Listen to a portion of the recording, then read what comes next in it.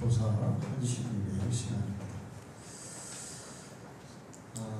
유고슬라비아 어떤 시골 마을에 조그마한 성당이 있었어요. 성당에서 미사를 드릴 때 성찬 예식을 합니다. 신부가 성찬 예식을 하는데 옆에 어린아이들이 그 신부를 도와서 포도주 그릇을 들고 따라가요. 그렇게 하는 애를 목사라 그러는데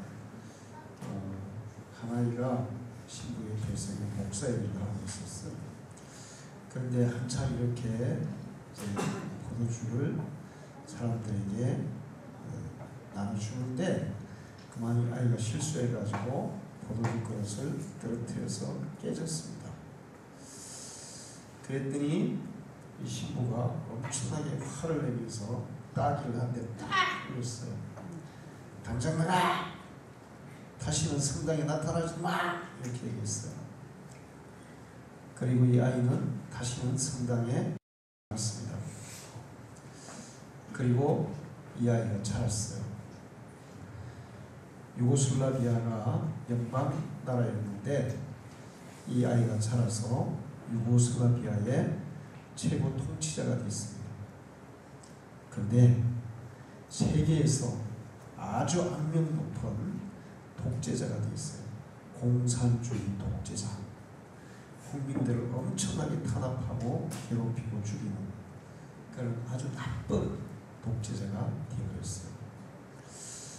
이제 똑같은 상황에서 역시 이건 다른 나라의 어느 마을에 똑같이 신부가 성만찬을 이제 진행을 하고 목사가 포도주 그릇을 들고 가는데 어린아이가 포도주 그릇을 들고 간 아이가 역시 실수해서 깨뜨린 거예요. 근데 이 신부는 어린아이에게 괜찮아, 얼마든지 누구나 실수할 수 있는 거야, 괜찮아, 다음에도 또 와서 목사 일을 해주면 좋겠어, 이렇게 얘기를 했어요. 그리고 이 아이는 자라서 어떤 사람이 됐냐면 콜턴 대주교, 미국 그 성당의 대주교가 됐어요. 그러면서 많은 사람들에게 좋은 영향력을 끼치는 사람이 됐습니다. 어린아이 시절에 특히나 교회나 성당이나 이런 데서 무엇을 경험하느냐에 따라서 그 사람의 일생이 달라질 수 있어요. 그 사람의 일생만 달라지는 게 아니라 그 사람이 미치는 영향력이 크게 달라질 수도 있습니다. 어린아이들은 백지와 같은 상태에 있어요. 그래서 어른들이 그 아이들의 마음에 무엇을 그리느냐에 따라서 인생의 그림이 완전히 달라질 수 있는 거예요. 특히 교회와 같은 종교 단체들에서는 아이들을 대하는 태도가 더더욱 중요해요. 가정에서도 중요하지만 교회에서는 아이들을 대하는 태도가 대단히 중요해요. 우리 아까 성엽 선생님이 기도할 때 그냥 지식을 가르치는 게 아니라 삶을 보여주는 그런 교육을 하는 교사가 되려고 기도했어요. 가정에서도 학교에서도 아이들을 잘 대해줘야 되겠지만 교회에서는 더더욱 사랑과 친절과 관용으로 아이들을 대하고 그 아이들에게 좋은 마음이 생기도록 그렇게 인도해야 될 줄로 믿습니다.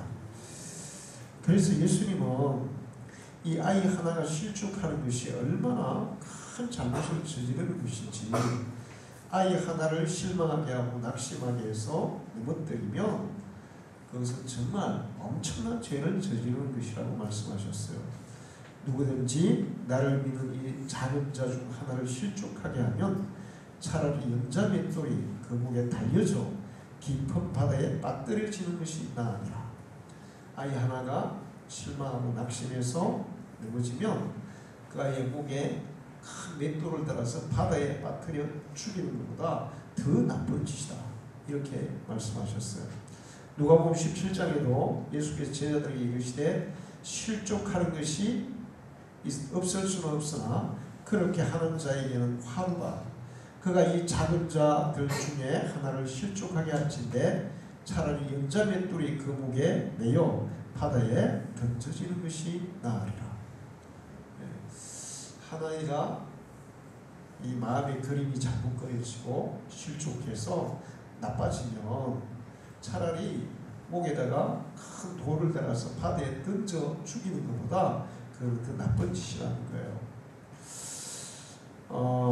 1889년도에 세계 역사를 바꿔놓는 두 아이가 태어났어요. 한 아이는 독일에서 태어났는데 사촌지간이 부부였어요. 사촌인데 부부였어요. 그 사이에 태어났어요. 근데 아버지가 일찍 죽었습니다. 그리고 이 아이는 자기 어머니도 같이 못 살았어요. 그래서 알코올 중독자 숙모 밑에서 자랐어요. 그래서 사랑을 받지도 못하고 계속 알코올 중독자니까 아이에게 포근을 하고 폭행을 하고 그러면서 힘들게 자라다가 16살 때 중학교를 중퇴하고 그냥 가출을 해버렸습니다. 그리고 이제 인생에 대해서, 가족에 대해서, 세상에 대해서 불평, 불만이 굉장히 많겠죠. 그러니까 이 아이도 그렇게 폭력적인 사람이 됐어요.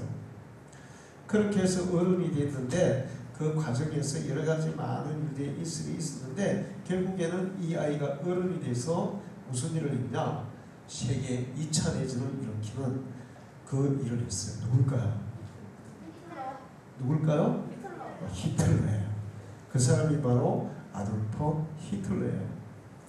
그리고 이 사람과 함께 미국에서 또 한 소년이 태어났어요. 부모님들의 사랑과 관심을 받고 사람들로부터, 교회에서 선생님들로부터 사랑을 받고 그렇게 자라났어요. 그리고 미국의 그 사관학교에 입학해서 이 군인이 됐습니다. 그리고 나중에 자라서 장군이 됐어요. 그리고 2차 대전 때 바로 히틀러와 같이 부딪혀서 싸워서 이긴 사람이에요. 누굴까요? 루즈벨트입니다. 네. 장군이었어요. 장군. 메가더? 2차 대전 때 메가더를 알려드렸죠. 아이젠하워 장군이었어요. 아이젠하워. 자, 이 자라는 과정에서 어떻게 자라냐에 따라서 이렇게 인생이 달라지는데 나중에 히틀러는 2차 세계대전 때 수많은 사람들을 죽이고 56살 때 대피소에서 자살을 해서 생을 마감했어요. 근데 히틀러가 죽었다는 소문이 딱 나니까 세계인들이 어떻게 했을까요? 잘 죽었다. 아이고 고소하다. 잘 죽었다. 이렇게 했어요. 그리고 아이젠하워는 80살에 돌아가셨어요. 근데 아직 아이젠하워가 죽었을 때 많은 세계인들이 어떻게 했을까요? 애도했어요. 아, 정말 훌륭하고 좋으신 분이 돌아갔어요. 너무나 가슴 아파요. 그러면서 세계인들이 애도했어요. 이게 이런 인생의 결과가 언제 만들어지냐? 어린아이 시절에 만들어지기 때문에 어린아이 시절은 그렇게 중요하다는 거예요. 오늘 우리 주일학교 아이들 목사님 설교를 아주 기가 막히게 해야 돼요. 여러분이 하나님의 말씀을 잘 듣고 그리고 하나님의 사랑을 깨닫고 느끼고 그리고 믿음으로 자라게 되면 여러분은 여러분의 인생과 또 이 나라와 세계의 역사를 바꾸는 위대한 인물이 될 수도 있을 줄로 믿습니다. 아멘. 그래서 예수님은 어린아이들을 천국의 기둥이다 이렇게 얘기했어요. 예수님은 아이들을 그렇게 소리 천국의 주인공이 아이들이야. 천국의 기둥이 아이들이야. 예수님이 병자들을 고쳐주고 하나님의 말씀을 전하는데 사람들이 막 아이들을 막 데려와서 예수님께 축복기도 막 해달라는 거예요. 근데 아이들이 다 그렇죠. 어른들이 모여있는데 막 쫓아다니고 예수님 설교하는데 막 소리 지르고 울고 막 쫓아다니고 또 어떤 애는 와서 예수님께 매달리기도 하고 그리고 사람들이 병자가 막 예수님 나를 고쳐주세요 하는데 막 안수기도 해줘야 되고 그러는데 또 막 팔을 잡아 당기기도 하고 성가시잖아요. 그 제자들이 뭐라 했냐? 애들은 가라, 애들은 가라, 애들은 가라 막 쫓아보냈어요. 그때 예수님이 엄청 화를 내셨어요. 누구에게? 제자들에게. 뭐하는 짓이야? 이 아이들이야말로 천국의 주인공이야. 천국의 기둥이야. 너희도 저 아이들과 같이 되지 않으면 천국에 들어오지 못할 줄로 알아라. 이렇게 막 와 무섭게 말씀하셨어요. 천국의 주인공, 기둥. 이 바로 어린아이들이라는 거예요. 동양선교회를 개척한 사비에르라는 성직자가 있었어요. 이분은 굉장히 아이들을 사랑하는 그런 목사님이었어요. 그런데 어느 날 이분이 정말 열심히 너무너무 열심히 일을 하고 너무 피곤해가지고 집에 왔어요. 자기 숙소에 온 거예요. 와가지고 숙소를 관리하시는 분에게 지금 내가 안 자면 쓰러질 것 같아.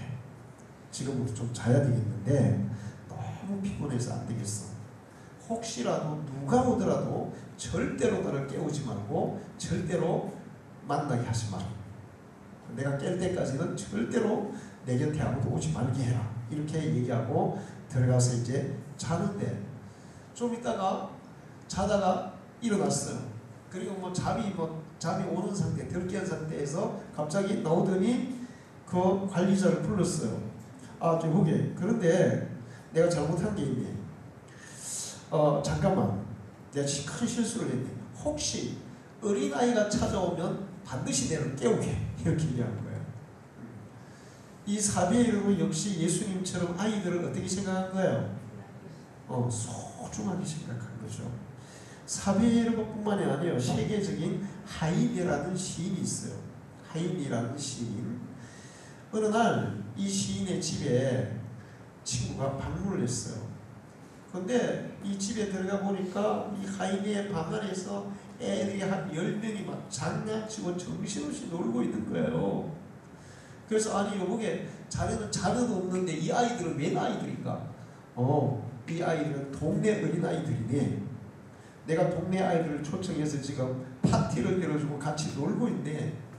그러면서 나는 이 아이들이 떠드는 소리를 듣고 이 아이들의 순진한 얼굴을 봐야 좋은 시상이 떠오르네. 그래서 나는 가끔 아이들을 불러서 잔치도 하고 같이 노네. 이렇게 얘기했어요. 또 한 사람이 있는데 이 수도원에서 이제 수도를 하면서 사람들에게 말씀을 전하는 수도사가 있었어요. 누구냐면 요한 트레보니우스라는 사람이에요. 근데 이분은 어른들을 가르칠 때는 그냥 다 이렇게 때로는 모자도 쓰고 뭐 이렇게 이제 딱 갇혀 있고 하는데 아이들을 가르칠 때는 모자도 벗고 그 다음에 아이들이 굉장히 정중한 태도로 가르치는 거예요.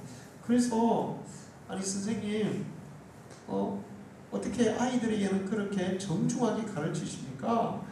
그랬더니 이 아이들이 나라를 이끌어갈 위대한 인물이 여기에 있다. 여기에 있어요. 그래서 내가 미리 이 아이들에게 홍경을 표시하고 있는 겁니다. 이렇게 얘기했어요. 자, 그렇게 해서 아이들을 가르쳤어요. 이 트레보니우스가.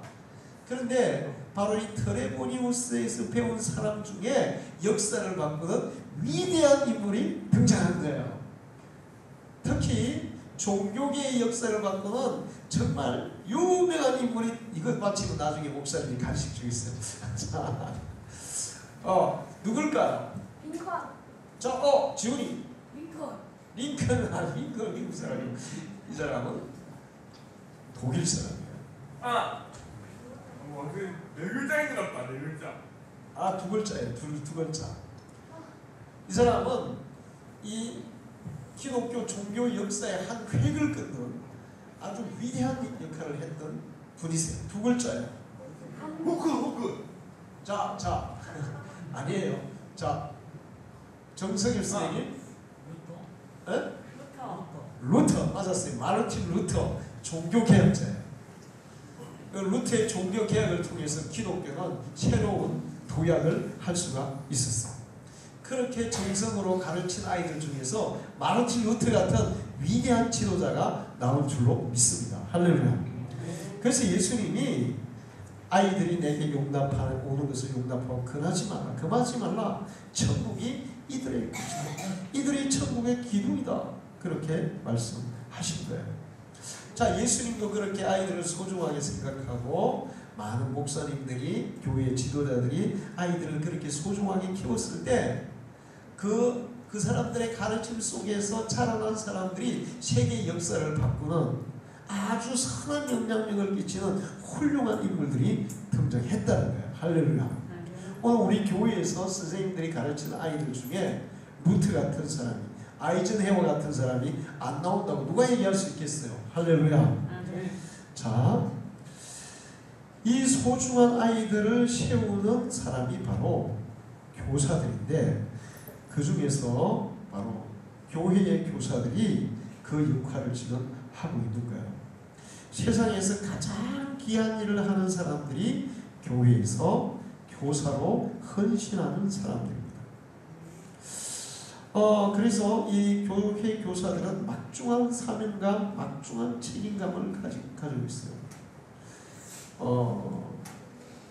아이들에 대해서 희망과 기대를 가지고 아이들을 대하고 가르쳐야 될 줄 믿습니다. 뿐만 아니라 인내를 가지고 정말 주님의 마음으로 아이들을 품고, 주님이 아이들을 그렇게 소중하게 여겼으니 나도 나에게 맡겨진 아이들을 소중하게 여겨서 그들을 잘 길러야 되겠다. 그런 마음으로 교사의 사명을 다하라고 성경은 말씀하고 있어요. 할렐루야. 자, 그러면 교회의 선생님들은 아이들에게 뭘 가르쳐야 하는 거죠? 뭘 가르쳐야 할까? 교회의 선생님들은 세상 지식을 가르치는 게 아니에요.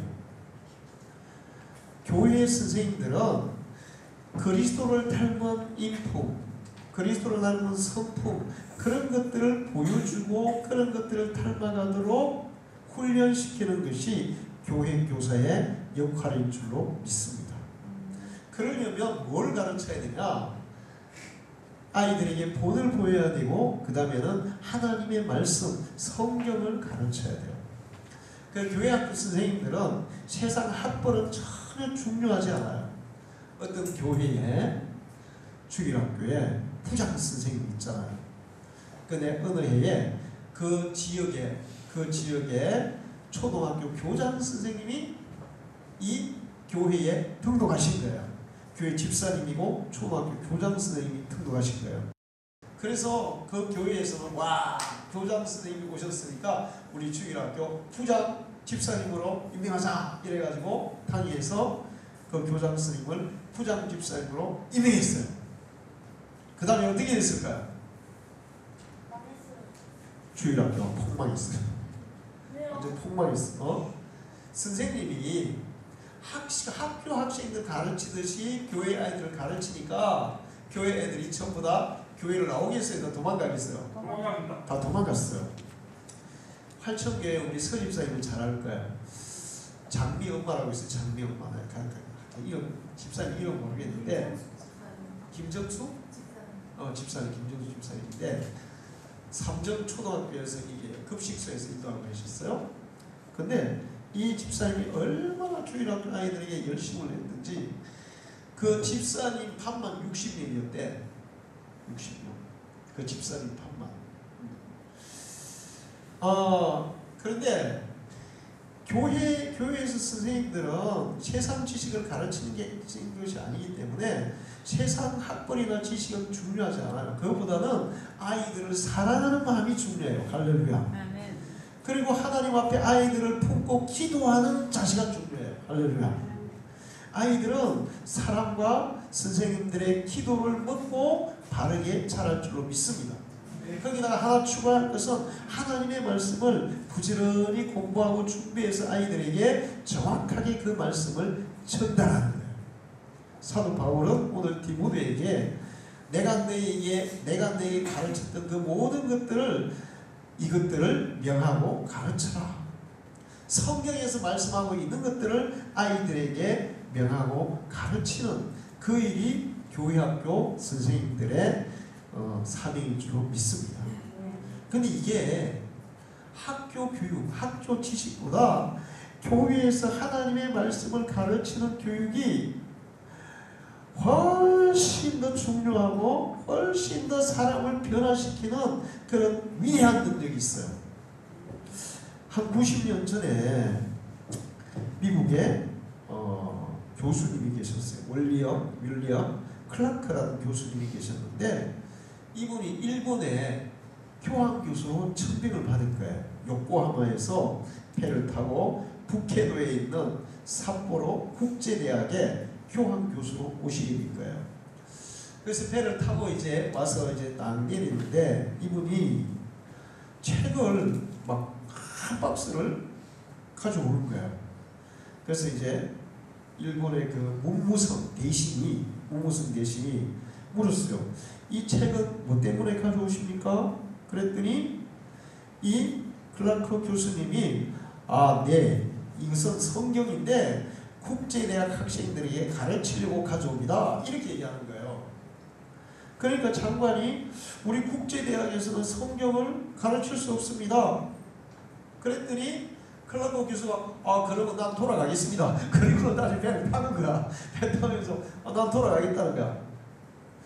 그러니까 그 당시에는 일본이 미국의 이 문물을 막 받아들이고 그 선진 문물을 받아들이는 그런 시대이기 때문에 미국 교수가 와서 아이들 가르치는 게 얼마나 중요해요. 그래서 잠깐만요. 그러면 이렇게 합시다.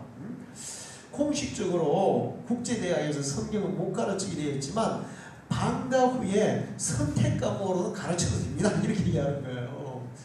그래서 그래요? 그러면 그렇게 합시다. 그리고 이제 이 클라크 교수님이 8개월 동안 이 국제대학에서 방과 후 교실로 성경을 가르쳤어요. 그리고 이제 8개월이 됐는데 갑자기 미국에서 소환이 온 거예요. 빨리 오라는 거예요. 그래서 돌아가게 됐어요. 그래서 이제 이분은 미국으로 돌아갔습니다. 그런데 그 후에 8개월 동안 성경 교육을 받은 국제대 학생들 중에 일본의 유명한 정신적인 지도자들이 많이 나왔어요.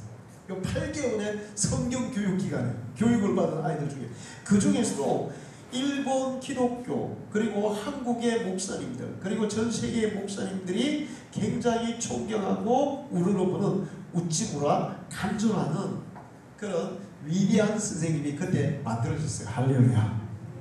그래서 이분이 그렇게 얘기했어요. 4년 동안 국제대학에서 세상 교육을 받는 것보다 8개월 동안 성경 교육을 받았을 때 더 훌륭한 인물이 될 수 있다. 할렐루야. 자, 지훈이 치워 너희들 잘 보세요. 너희들이 교회에서 하나님의 말씀으로 교육을 받고 하나님의 말씀으로 자란다면 너희들의 인생이 훨씬 더 훌륭하고 위대한 인생이 될 수 있음을 믿으시기 바랍니다. 할렐루야. 우리 주일학교는 다 마찬가지예요. 응? 8개월의 성경 교육이 4년 동안 대학 교육보다 더 위대한 인물을 만들어냈다고. 그래서 교회에서는 뭘 가르쳐요? 성경을 가르치는 거예요. 그리고 선생님들은 열심히 준비해서 성실하게 가르쳐야 되고 아이들은 정말 열심히. 여러분, 제가 어릴 때 우리 집에는 제비집이 엄청 많았어요. 제비집 근데 안 부시고 매달 놔두기 때문에 어떤 때 보면 제비들 작년에 저 왔던 제비가 새끼쳐가 데려갔잖아요. 그 다음 해에는 그 새끼들하고 어미들하고 같이 와가지고 한 번에 막 제비가 막 3쌍, 4쌍이 이제 거기 집을 이렇게 치어가지고 그 보수만 하는 거예요. 보수만 작년에 있던 집을 거기다가 새끼를 치는데 그러면 이제 제가 이제 우리가 그 이렇게 집이 있으면 대청마루가 있고 거기에 들어누워가지고 이렇게 보고 있으면 그 위에 제비집이 있거든요. 그러면 막 한 번에 막 제비집이 한 4개 이렇게 있는데 거기 막 어미가 제비 새끼를 쳐가지고 새끼에게 먹이를 물고 따오잖아. 그러면 제비 새끼들이 어떻게 하는지 아세요? 입을 막 쫙 벌려. 입을 쫙 벌려. 보통 보면 제비 새끼들이 5마리, 6마리 이렇게 새끼를 치거든. 그런데 제비 어미는 그 5마리, 6마리를 정확하게 순서대로 다 먹이는 거예요. 그래서 나는 야 제비 진짜 똑똑하다 이렇게 생각했어요. 제비들은 어떻게? 그리고 집이 4개인데 남의 집 새끼 헷갈리지도 않아. 그 새끼 보면 다 똑같이 생겼거든. 제비가 여기 입을 쫙 열면 입안이 약간 분홍빛이 나면서 노란빛이 나요. 이렇게 쫙 벌리면. 근데 어떻게 저거 정확하게 번갈아 가면서 먹일까? 그게 정말 의외였어요. 나중에 내가 알았어요. 제비는 어떻게 헷갈리지 않고 새끼들에게 정확하게 먹이를 나눠줄까요? 지원이 눈동자? 눈동자는 아니고 비슷하게 갔어요. 근데 강수 선생님? 입모양. 그래요. 입모양의 어떤 부분? 풀이 모양? 자 우리 박명직 선생님. 요 가에 이렇게. 예. 모양일까요? 모양은 모양인데. 자, 지훈이. 색깔. 눈 모양. 이거. 여기. 날카로워. 날카로워. 네, 정답은 배고픈 놈이 입을 제일 크게 벌리는 거예요. 그러니까 배가 제일 고픈 놈이 입을 제일 크게 벌리는 거야. 그럼 제비 어미는 제일 크게 벌린 놈이 먹이를 딴 거죠. 그러면 뭐 실수가 없어. 좀 전에 먹은 놈은 배가 부르니까 입을 벌리기는 벌리는데 쫙 안 벌리는 거예요. 그래서 그렇게 먹인대. 이 얘기는 뭐냐면 먹이를 받아먹는 제비 새끼처럼 하나님의 말씀을 입을 크게 벌리고 정말 간절한 마음으로 하나님의 말씀을 마음속에 받아들여야 된다는 거예요. 할렐루야. 그러면 그 말씀이 우리 속에서 능력을 발휘해. 힘을 발휘해. 그래서 우리가 생각하지도 못했던 지혜를 주시고 우리가 생각하지도 못했던 우리의 갈 길을 보여주시고 우리가 꿈꾸지도 못했던 그런 엄청난 위대한 꿈을 꾸게 하는 그런 능력이 하나님의 말씀이 우리 속에서 그런 능력을 발휘하는 거예요. 할렐루야. 자, 존슨이라는 홀리데이 인 호텔 사장이 있어요. 호텔도 경영하고 건축도 하고 그랬어요. 한 강연 시간에 강연을 하는데 이런 얘기를 했어요. 어느 날 하나님의 도우심을 간구하는 기도를 드리다가 갑자기 사업에 있어서 부끄러움 없이 크리스천의 책임이 얼마나 귀중한 것을 깨닫게 되었습니다. 이 깨달음을 얻은 후부터 저는 디모데후서 2장 15절의 말씀을 제 인생의 좌우명으로 삼았습니다. 네가 진리의 말씀을 옳게 분별하며 부끄러울 것이 없는 일꾼으로 인정된 자로 자신을 하나님 앞에 드리기를 힘쓰라. 할렐루야. 자, 나는 그때 내가 기도하면서 내가 하나님 앞에 사람들 앞에 어떻게 살아야 될까? 내가 진리의 말씀, 성경 말씀을 올바로 깨닫고 올바로 알고 그리고 부끄러울 것이 없는 일꾼, 정말 하나님 앞에서나 세상 사람들 앞에 부끄럽지 않은 당당한 일꾼으로 인정된 자가 되기 위해서 자신을 하나님 앞에 드리기를 힘썼다. 내가 사업을 하든 무엇을 하든 그것을 통해서 내가 하나님을 영화롭게 하고 하나님을 기쁘시게 하는 그런 사람이 되기를 힘썼더니 세계적인 건축가, 세계적인 호텔, 홀리데이 인 호텔 전 세계에 뭐 대단히 유명하죠. 그 회장이 되었다고 얘기했어요. 할렐루야. 자, 1828년도에 러시아의 어떤 마을에 정말 못생긴 애가 태어났어요. 너무나 못생겼어요, 애가. 그러다 보니까 자기 용모에 대해서, 외모에 대해서 뭐가 있겠어요? 컴플렉스가 아주 심한 컴플렉스가 있었어요. 야, 나같이 못생긴 사람이 살아야 되나? 사람들이 나를 얼마나 무시할까? 내가 사람들하고 같이 살아갈 수 있을까? 그러면서 막 너무너무 콤플렉스로 괴로웠어요. 그런데 어느 날 교회에 가서 하나님 앞에 기도했어요. 하나님, 제가 이렇게 못생기고 정말 마음속에 이렇게 컴플렉스가 많은 그런 사람인데 나 같은 사람도 살아야 될까요? 그때 이런 말씀이 그의 마음속에 들어왔어요. 그리스도의 말씀이 내 안에 들어온 순간부터 내 삶은 변화됐다. 그날 하나님의 말씀이 그의 마음속에 역사했어요. 이전에 내가 바라던 것을 바라지 않게 되었으며 이전에 나의 눈에 선으로 보이는 것이 악으로 보였고 악으로 보이는 것이 선으로 보이게 되었다. 나는 더 이상 외모를 바라보지 않고 내면을 바라보는 사람이 되었다. 그래서 콤플렉스를 이길 수 있었다. 그러면서 이제 자라서 위대한 업적을 남겼는데 부활, 전쟁과 평화 이런 세계적인 문학작품을 쓴 사람이에요. 누굴까요? 부활? 지훈이.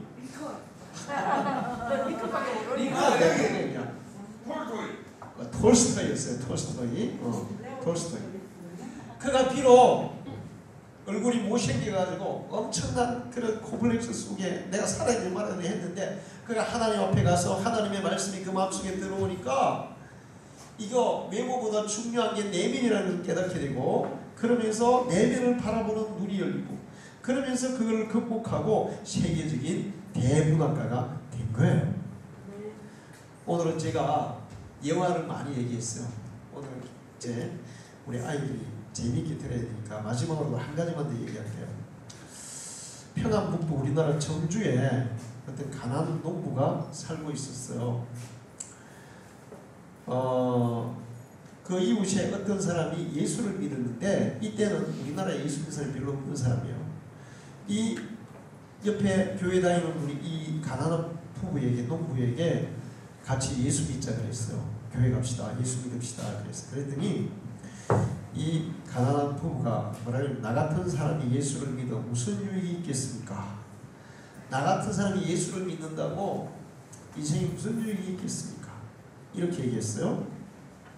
그러면서 이제 안 갈라 그랬는데 나중에 옛날에는 그 외국 선교사들이 말마다 돌아가면서 와서 복음을 전하고 세례도 주고 설교도 하고 막 그랬습니다. 외국 선교사가 와가지고 옆집에 그 예수 믿는 사람이 우리 요 마을에 가난한 농부 부부가 사는데 이 사람은 참 사람이 심성이 괜찮아요. 나 꼭 전도하고 싶어요. 그래서 선교사가 가서 그 사람들에게 복음을 전했어요. 예수님을 전했어요. 그런데 마침 이때 이 남편이 병이 나 있었어요. 병이. 옛날에는 병원도 없고 그러니까 병 나면은 그냥 뭐 치료할 방법이 잘 없잖아요. 그 병이 나가지고 앓고 있었는데 선교사가 전도를 하고 기도를 했는데 무슨 일이 일어났을까요? 나아버린 거예요. 나았어. 그러면서 그때부터 이제 이 부부가 열심히 신앙생활을 하고 그 자녀들을 하나님의 말씀으로 교육을 했어요. 교회 가서 하나님의 말씀으로 교육을 했어요. 그리고 1946년도에 그 아들이 연세대학교 초대 총장이 됐어요. 할렐루야. 그 사람이 바로 백낙준 박사예요. 그런데 이 아버지가 예수를 영접하고 질병이 나은 것보다 더 놀라운 위대한 일이 바로 그 아이들을 통해서 그 백낙준 아들을 통해서 일어난 거예요. 할렐루야. 그들이 예수를 믿고 교회에 가서 하나님의 말씀으로 자녀들을 키웠더니 세상에 가난한 농부 아들이 어떻게 연세대학교 총장이 될 수 있겠어요. 그냥 머슴이 안 살면 다행이고 아버지 엄마처럼 농사 짓다가 그냥 이름도 없이 빚도 없이 그렇게 그냥 살다가 죽을 텐데 그런데 교회에 가서 하나님의 말씀으로 키웠더니 이 사람이 연세대학교 초대 총장이 됐는데 백낙준 박사는 우리나라에서도 아주 유명하신 분이에요. 할렐루야. 자, 하나님의 말씀이 들어간 사람들이 이렇게 인생이 위대하게 바뀌는 줄 믿습니다. 그런데 그 하나님의 말씀을 아이들에게 심어주는 역할을 하는 사람이 누굽니까? 교회의 선생님들이에요. 할렐루야. 성경 말씀으로 한 사람이 변화를 받고 성경 말씀으로 살아가는 한 사람을 만들 수 있다면 그 사람은 세계를 변화시키는 위대한 역할을 하는 사람일 줄로 믿습니다. 나는 그런 사람이 아니지만 내가 가르쳤던 하나님의 말씀으로 가르쳤던 그 사람, 하나님의 말씀을 듣고 그 말씀이 우리 속에서 살아서 막 역사해서 하나님의 능력이 우리 속에서 막 능력을 발휘해서 그 사람들을 그렇게 훌륭하고 위대한 인물로 만들어서 세계 역사에, 한국 역사에, 기독교 역사에 그런 엄청난 업적을 남기게 된다면 나도 그 사람과 함께 그 역할에 동참한 사람이 된다는 사실이에요. 할렐루야. 사람을 사람답게 만들고 사람을 존귀하게 만들고 세상을 유익하게 하는 사람, 그런 사람을 만드는 것은 바로 성경 말씀인 줄로 믿습니다. 지훈이가 오늘 처음부터 끝까지 링컨을 대답했어요. 그런데 링컨이 그렇게 훌륭하고 유명하고 위대한 인물이잖아요. 근데 링컨이 그렇게 세계 역사에 존경받는, 미국 사람 아니라도 나도 존경하고 우리 학생들도 존경하고 세계 많은 사람이 존경하고 우러러보고 정말 위대한 인물이 되었는데, 링컨이 그렇게 위대한 인물이 되었을 때 그 어머니가 링컨이 그렇게 죽으면서 마지막으로 링컨을 불러서 손에다가 뭘 안겨줬을까요? 성경책을 딱 줬어요. 링컨, 이 성경 말씀에 모든 것이 다 있단다. 너는 앞으로 성경 말씀의 사람이 되어라. 유언을 하고 죽었어요. 그래서 링컨은 어릴 때부터 성경을 읽고 성경을 실천하고 성경대로 살려고 했던 사람이에요. 그래서 링컨이 된 거야. 할렐루야. 우리 방주교회 주일 아이들도 이제 하나님의 말씀을 정말 열심히 배우고 열심히 읽고 마음에 품고 그 말씀의 능력으로 살아가면 링컨 같은 그런 인물이 될 줄 믿습니다. 우리 선생님들은 우리 아이들을 더 정말 사랑으로, 기도로, 말씀으로 잘 양육하는 그런 선생님들이 되시기를 축원합니다. 기도하겠습니다. 하나님 아버지 감사합니다. 우리에도 귀한 말씀을 들었습니다. 어린아이들은 천국의 주인공이고 기둥이라고 주님이 말씀하셨습니다. 그리고 많은 훌륭하신 분들이 어린아이들의 소중함을 처음부터 알아서 어린아이들을 잘 양육해서 위대한 인물들을 만들었습니다. 그리고 우리의 인생을 가장 존귀하게, 가장 또 선한 사람으로, 또 세계에 좋은 영향력을 끼치는 사람으로 우리를 변화시키는 것은 바로 하나님의 말씀인 줄 믿습니다. 우리가 어릴 때부터 하나님의 말씀으로 자랄 때 링컨 같은 훌륭한 인물이 될 수 있고, 또 우리 선생님들은 하나님의 말씀을 아이들에게 심는 사람들입니다. 이 사명을 잘 감당해서 정말 우리 방주교회에서 정말 예수님을 닮고 또 이 시대에 하나님이 들어쓰시는 훌륭한 인물들이 나타나게 주옵소서. 예수님의 이름으로 기도하옵나이다. 아멘.